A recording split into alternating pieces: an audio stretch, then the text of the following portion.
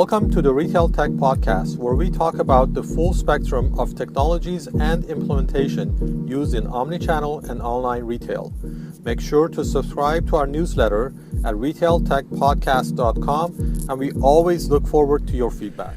I'm speaking with Linda Kirkpatrick, SVP of Mastercard today at the NRF, the big show in New York. How are you today, Linda? I'm doing well. Thank you so much for having me. Can you tell me some of the latest things that are being announced today or are being worked on? Certainly. So Mastercard has spent the better part of the past 5 years investing in safety and security solutions for consumers. So we all know that the number one reason consumers are not shopping online is because they're uncomfortable with sharing their confidential information and credentials. So what we've done at Mastercard is invested in technology and in companies that can support both tokenization and cryptography, such that when a payment is conducted online, or frankly in any channel, it can be safe, secure, and the consumer doesn't have to worry about theft of their personal information. And so what we've done is actually taken that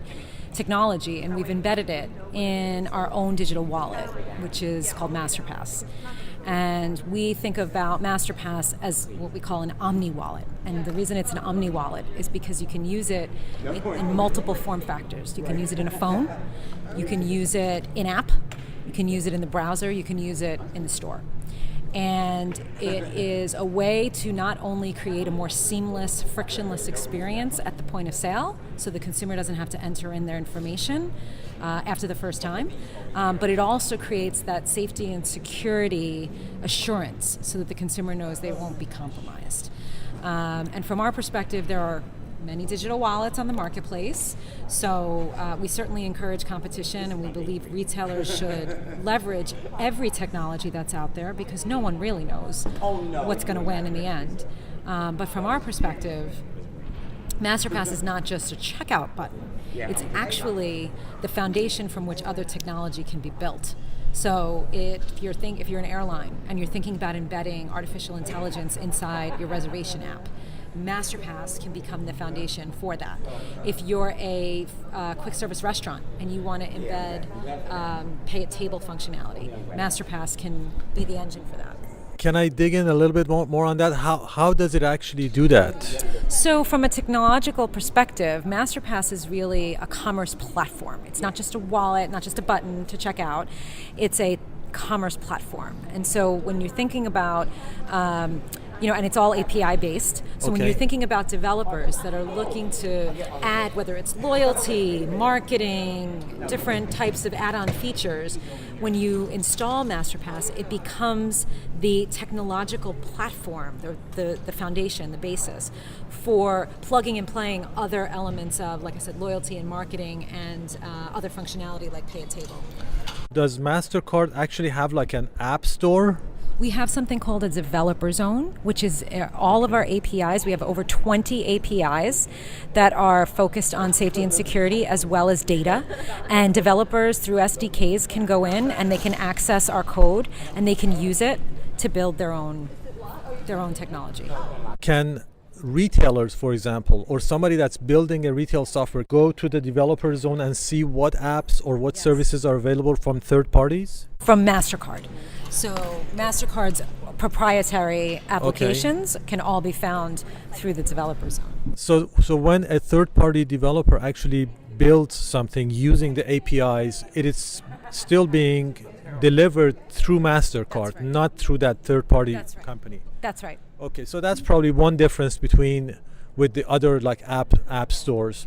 But I think probably in this case it makes more sense because security is so important. So Mastercard is really almost like providing, like when Apple checks every single app that goes in, Mastercard is doing the same thing. That's right. And, interestingly, as I mentioned, there are so many wallets on the marketplace. And again, we encourage retailers to leverage them all based on their needs. But when you look at something like an Apple Pay or Samsung Pay or the Android wallet, they're all powered by Mastercard's tokenization technology. So those wallets are actually containers for our products. Right. And our tokenization technology is embedded within all of them. So we're actually partners with all of these entities in the marketplace.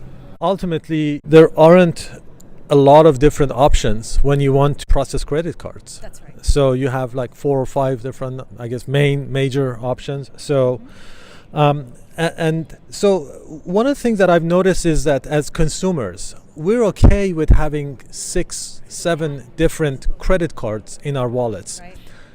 But we're not okay with having so many different wallets, digital wallets, even though it's actually physically, it's easier. So what's behind that? It's like a psychological thing. Yeah, and we've actually recognized that at Mastercard as well. You're right. The average number of cards that a consumer has is 4.5 cards. But most consumers, what they tend to do is they download their banking app, and they use that banking app to make payments, to conduct commerce. And so recognizing that, what we did is our wallet, the way it works, is it's a bank premised wallet. So the banks, and we call it digital by default. When you're a banking customer, let's say of Citibank, and you have an account with them, they will automatically enroll you into their wallet, and their wallet is powered by Masterpass. And so what we know about consumers is they trust their bank. And you're right, the real estate on their phone is precious. So if they've only got to download, if they only feel comfortable with a half dozen apps in total, one of them is going to be their bank. Right. And so that's why we've taken the approach to partner with the banks on the wallet, Okay. rather than going consumer by consumer and hoping that they're going to download our app. Physically, it makes more sense to do it, but for some reason, we just, I think all the other apps that takes place, their spot on the homepage are like, there's so much attention grabbing. It's just something that consumers are not doing. So now, what is the difference between Masterpass and Apple Pay, for example? Is there a difference? Are we even talking apples and apples or apples and oranges here? No pun intended, right? Yeah. There is a big difference. So Apple Pay is, as I said, it's a container that houses multiple products. It's a checkout option. It's not a payment in and of itself. Masterpass, yes, it's a container, and by the way, it can hold multiple brands. So it can hold Masterpass products and our competitive products. It is the only wallet that is omni-channel present in every single way a consumer wants to pay on the market today. And it's also the only wallet that partners with the financial institutions to go to market. So while Apple works with all major banks, they have a consumer-based distribution channel, and our distribution channel is through the banks.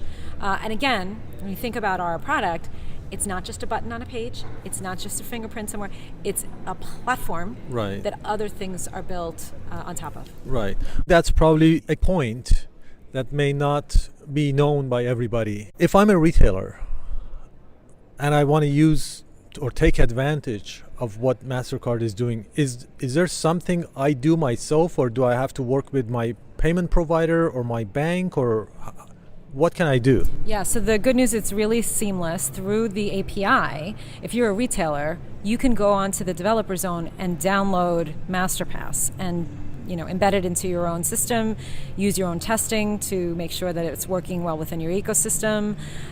So you can come direct to Mastercard to get that technology. Another option is going through your acquiring processor, who can, if you're a medium or small merchant that doesn't have the sophistication of developers working for you or an in-house technology function, you can go through your acquirer processor. Or payments integrator. So there's multiple ways to get access to the technology. It depends on who you are and how you work with the market. So I can actually integrate Masterpass directly in my app and not even deal with a third-party payment processor? Correct. And I can run any kind of credit card transactions, not just Mastercard, right? We're brand agnostic. So you can download an American Express or a Visa, although we hope you don't. Just kidding.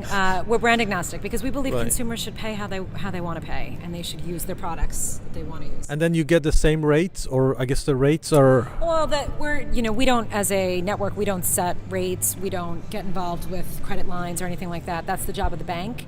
So if you're a merchant, you have an agreement with your bank, with your acquirer processor, where you've agreed upon a rate based on the products. So to us, while rates are a function of what a merchant has to pay, we're not involved with that process. Okay, so I guess I'm thinking maybe like on an e-commerce software provider point of view. One of the big companies these days for developers is Stripe. Yep. So, do I still need to be working with Stripe if I do it? Because, we have the Stripe API and we built it into our app and we just run everything through there. If I use Masterpass, do I bypass, or do I not need Stripe anymore? You still need Stripe. So Stripe would serve the role as your processor. Okay. And Stripe is connected to banks as well. So you would still leverage Stripe and all of the protections that go along with using Stripe. Right. Masterpass would sit on top of that checkout environment. Okay. Mm-hmm. So you'd need both. Providing other functionality. Being Mastercard and a global organization, I wanted to just find out what your thoughts are as far as how are things happening globally, both on e-commerce aspect and also in retail. Yes. Where are the hot spots? What are the countries that are pushing the envelope and leading as far as innovation? Sure. So you mentioned e-commerce, and so when we look at e-commerce globally, it only represents right now about 11% of total retail sales.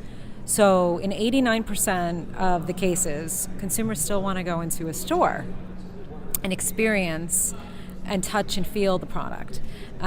So while e-commerce is growing at close to 20%, especially during the holiday season, so it's a huge opportunity, it's still not yet at the inflection point where or a tipping point where we're going to see everything driven to a digital environment. Right. So when you think about stores that are opting, or brands that are opting to close stores, that may be the right thing for them because they're overstored compared to the consumer population.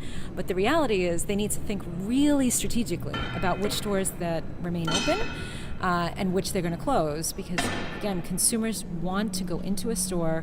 They want to maybe marry that experience with something experiential. What we're seeing in our data is travel, airline, hotel, dining. Those are the categories that are getting the most attention. That's where the spend is really high, and we're seeing it month over month, and it's very, very consistent. So if you're a retailer, no matter where you are, and if you can integrate somehow a partnership with a travel company or bring a dining opportunity into your store, that's going to create the stickiness that you need to bring the consumers into the store and to keep them there, and to not just order online.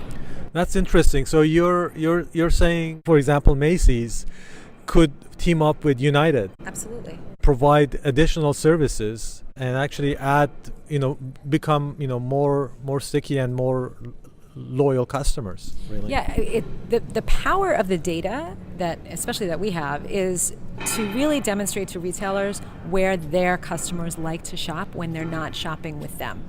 So if you're a clothing retailer and that when you go into a clothing retailer, you're buying shoes a lot or you're buying suits a lot, they don't know where you're shopping when you're not buying suits. They don't know how you like to spend your free time. They don't know how you like to purchase in other categories.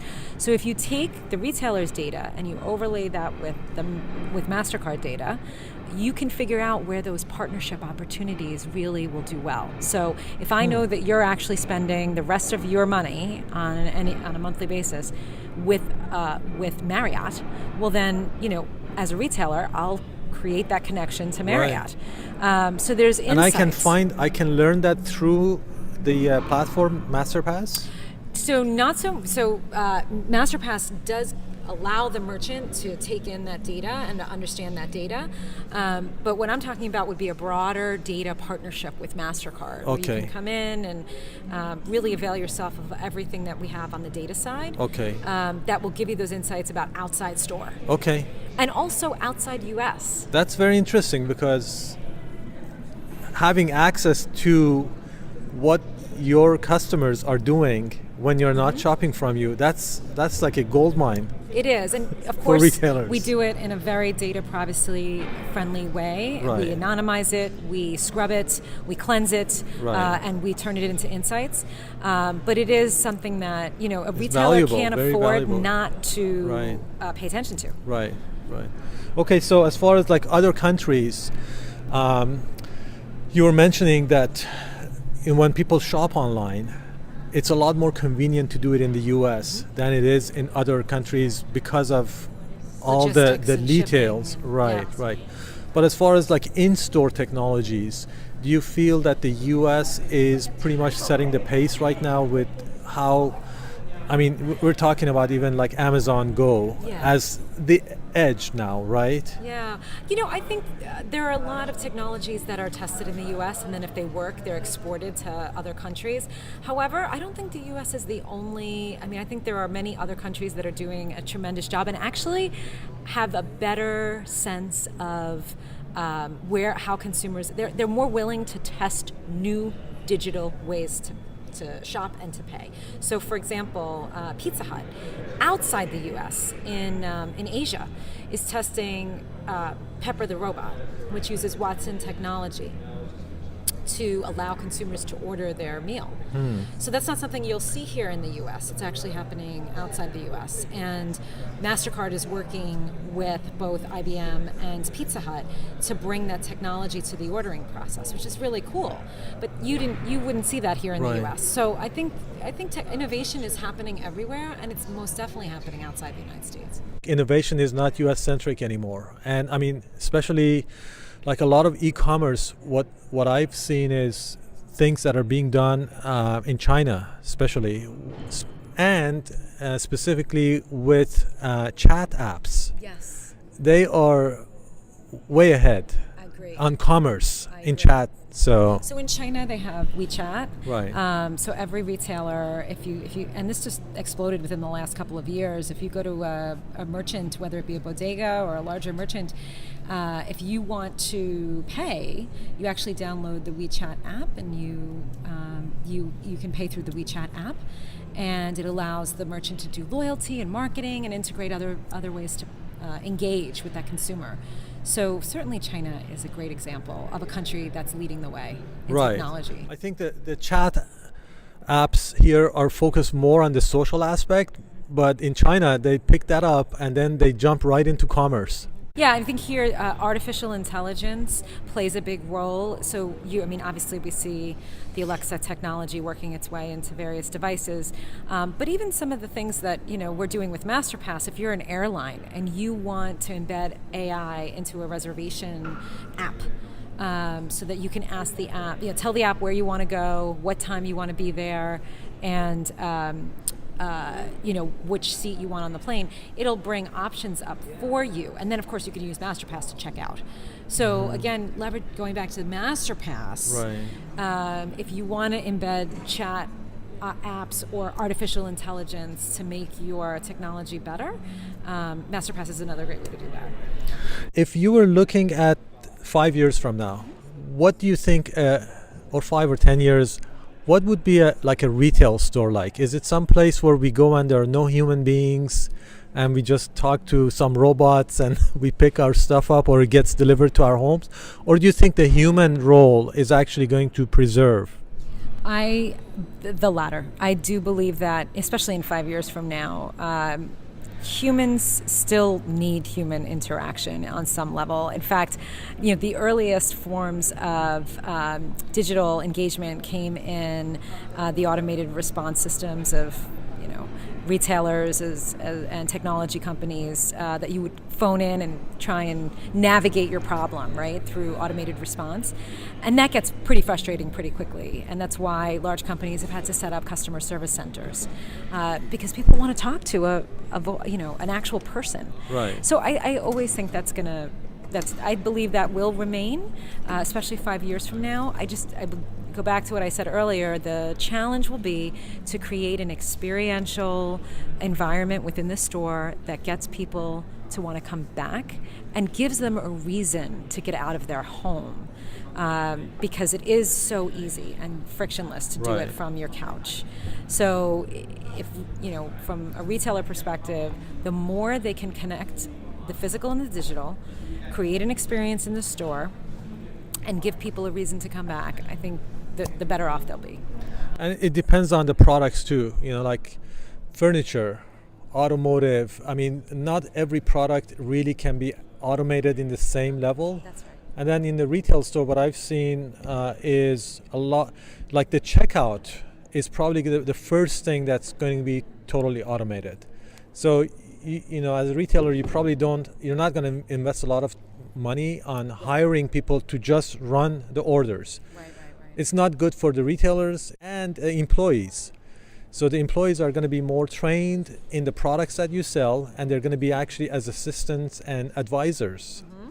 So that's, I think, one of the trends that I'm seeing in the future. Yeah, I mean, if you look at the Apple model, they're actually people who are really familiar with the products, and they're going to do the checkout for you right then and there. There's still a human being there. Right. Still need tons of. In fact, anyone who goes into an Apple store knows that you have to wait quite a long time to get assistance. So even Apple needs human beings. Yes.